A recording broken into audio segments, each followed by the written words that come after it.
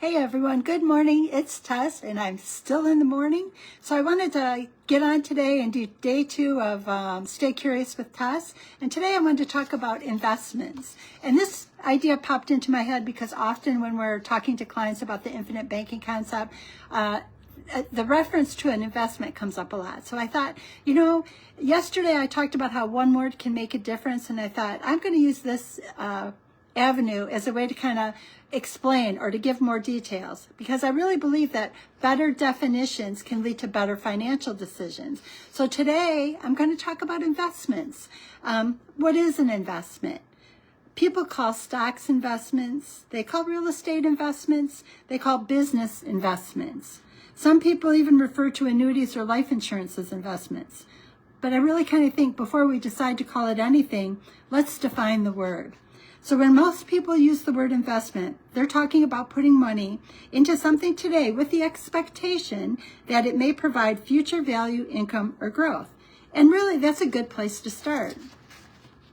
But let's start to think about this even a little bit more. What is it designed to do? What is an investment designed to do? Not every financial tool that we will encounter has the same purpose. So identifying the purpose is really an important thing. So some investments are designed primarily for growth. Some investments are contractual guarantees. Some create retirement income. Some manage risk. Some provide liquidity. But different tools can serve different purposes. So kind of think about a toolbox.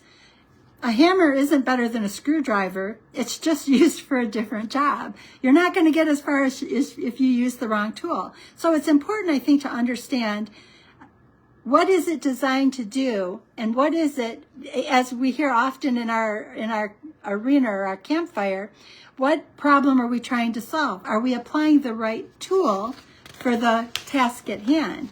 So I talked yesterday about how one word can change things, and my understanding can be jaded by my history or my background or the things that I've learned in my career. I've spent 35 years analyzing statutory statements, and I will say that everyone told me, once you're in this industry, you don't go anywhere else, because our language was very different than anyone else's. So that lesson stayed with me, that I came from an environment very different. But even inside that arena, it can be different from department to department or type of insurance to type of insurance, because there are property and casualty, there are health care, there are life insurance, there are different divisions. Compliance uses some different terms than accounting or financial reporting will, or risk management, because I've kind of been in all three of those arenas and I've seen things that are different. So the confusion, what I really think it boils down to is confusion doesn't begin with the numbers, but it begins with the definitions. If we're applying the numbers to the wrong definition, we're not going to get the answer that we're looking for. So I would kind of say that an investment is generally something you put money, time, or resources into with the expectation that it may create future growth, income, or income. But then I would kind of add to that, the important word is may. It may become future value, income, or growth. Investments involve expectations, but the outcomes are not guaranteed. So I want to underline that. They are not guaranteed. So why isn't infinite banking an investment? I want to kind of use this definition, trying to make sure I'm politically correct in how I'm saying this, but a properly structured whole life insurance policy, it's an insurance product. It's not a securities investment. Infinite banking is a process that uses the features of a properly designed whole life policy to create a personal banking system. Because it's an insurance contract, it is evaluated differently than a traditional market investment. It is not a market investment. And why would we say infinite banking is not an investment? Because it depends. A whole life policy is first and foremost an insurance contract. It's designed for protection and guarantees. So let me say that again. Why isn't infinite banking an investment?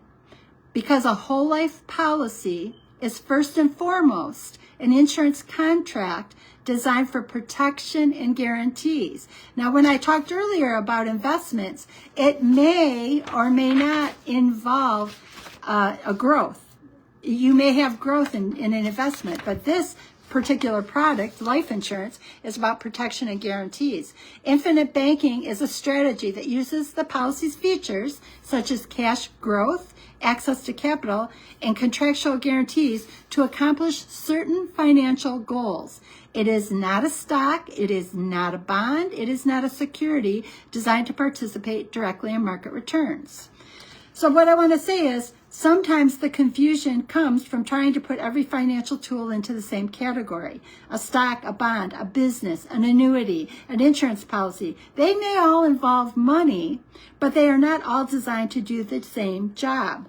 And I think that's an important thing for us to keep in mind, even as we kind of talk about what I had said yesterday, that I had one word, and the word had a particular meaning inside a financial home, but when I took it into the annuity area, I had to be careful with the use of that word because it had a product attached to the name. So it wasn't wise to use that word.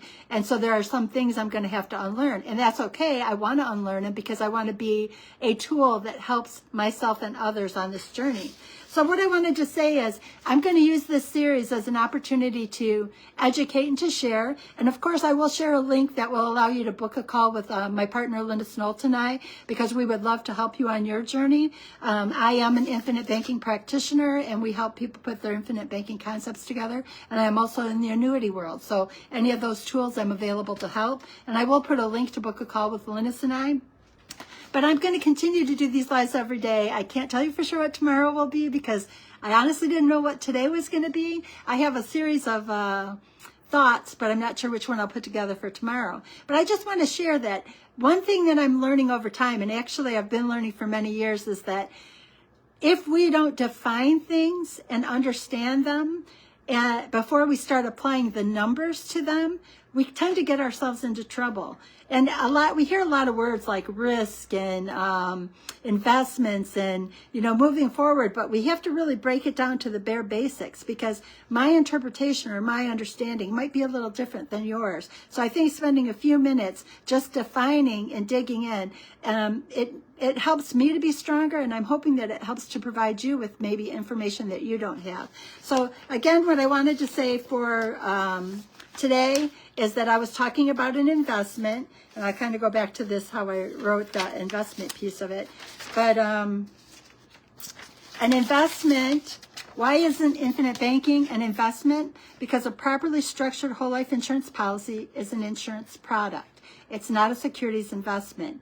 Infinite banking is a process that uses features of a properly designed whole life policy to create a personal banking system. Because it's an insurance contract, it's evaluated differently than a traditional market investment.